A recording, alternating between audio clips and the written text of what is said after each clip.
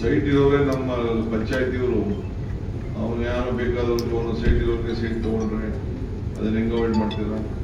ಅದನ್ನೆಲ್ಲ ಹಿಂದೆ ಯಾವ್ದಾದ್ರು ಅವ್ರದ್ದು ಕುಟುಂಬಕ್ಕೆ ಯಾವ್ದಾದ್ರು ಕೊಟ್ಟಿದ್ವು ಅಂತ ವೆರಿಫೈ ಮಾಡ್ಕೊಂತೀವಿ ಸರ್ ಫಸ್ಟ್. ಅಲ್ಲ ಕುಟುಂಬ ಕೊಟ್ಟಿದ್ದಲ್ಲಪ್ಪ, ಈಗ ಮನೆ ಇರೋನ್ಗೇನೆ. ಈಗ ನನ್ಗೊಂದು ಮನೆ ಇದೆ ಇಲ್ಲಿ ಅಂತ ನಾನು ಮನೆ ಕೆಲಸದವನಿಗೋ ಇಲ್ಲ ಇನ್ನೊಂದು ಇರ್ಲಿ ಅಂತ ಮುಂದಕ್ಕೆ ತಗೋತೀನಿ. ಅದನ್ನ ಹೆಂಗ್ ಅವಾಯ್ಡ್ ಮಾಡ್ತೀರಾ? ಮನೆ ಇರೋನ್ಗೆ ಕೊಡೋದು. ಪಂಚಾಯತಿ ಕೂಡ ಪಂಚಾಯತಿ ಇರೋದೇ ಯಾಕೆ ಮಾಡಕ್ಕಾಗಲ್ಲ. ಎಲ್ಲರಿಗೂ ಒಂದು ಭಯ ಇರಬೇಕು. ನಾನು ಇಲ್ಲಿ ಕನಕಪುರದಲ್ಲಿ ಹಿಂದೆ ನಾನು ಏನು ನೆಲೆಸಿದ್ದಿಲ್ಲ, ನಾನು 4 ವರ್ಷ ಕರೆಕ್ಟೇ ಮಾಡಿದ್ದೀನಿ ಅಂತ ನಾನು ಹೇಳಲ್ಲ. ನಾನು ನನಗೆ ತಪ್ಪು ಮಾಡಿಸಿದ್ರೆ ನಮ್ಮ ಲೀಡರ್ಗಳೆಲ್ಲ. ಬಟ್ ಇರೋದನ್ನ ನಾನೇ ಕೂತು ನಿಂತ್ಕೊಂಡು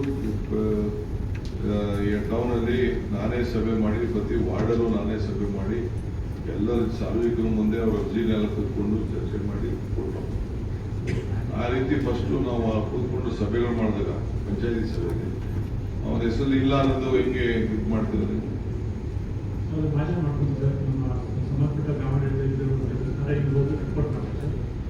ಫಸ್ಟ್ ಅಪ್ಲಿಕೇಶನ್ ತಗೊಂಡಾಗ ರಿಜೆಕ್ಟ್ ಮಾಡ್ಬೋದು.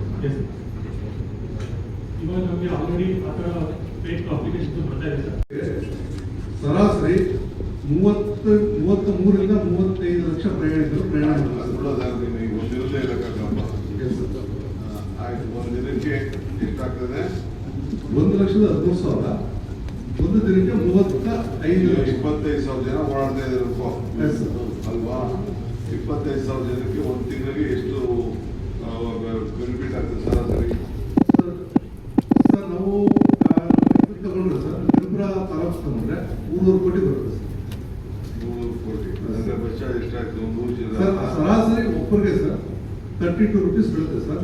ಒಂದು 30 ಕಿಲೋಮೀಟರ್ ಪ್ರಯಾಣ ಜಾಸ್ತಿ, ಅಷ್ಟರಲ್ಲಿ ಜನ ಓಡಾಡ್ತಾ ಇದ್ದಾರೆ ಸರ್. 6 ಸ್ಟೇಜ್ ಓಡಾಡ್ತಾ ಇದ್ದಾರೆ.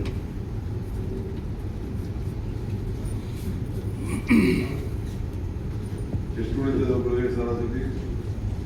1,000 ರೂಪಾಯಿ ಉಳಿತದೆ. 32 into 31 ಅದೇ 1,000 ಸರ್. ಆಮೇಲೆ ಹಕ್ಕುಪತ್ರ ಹಂಚಿಕೆ ಮಾಡಲು ಬಾಕಿ ಒಟ್ಟು ನಿವೇಶನಗಳ ಸಂಖ್ಯೆ 620 ಇದೆ ಸರ್.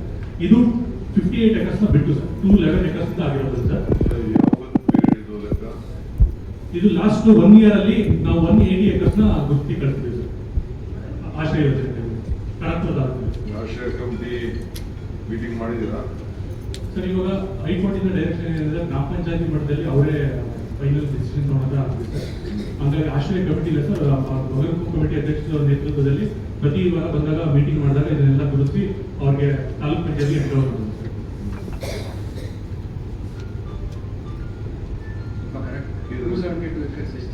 ಮನೆ ಬರ್ತದೆ.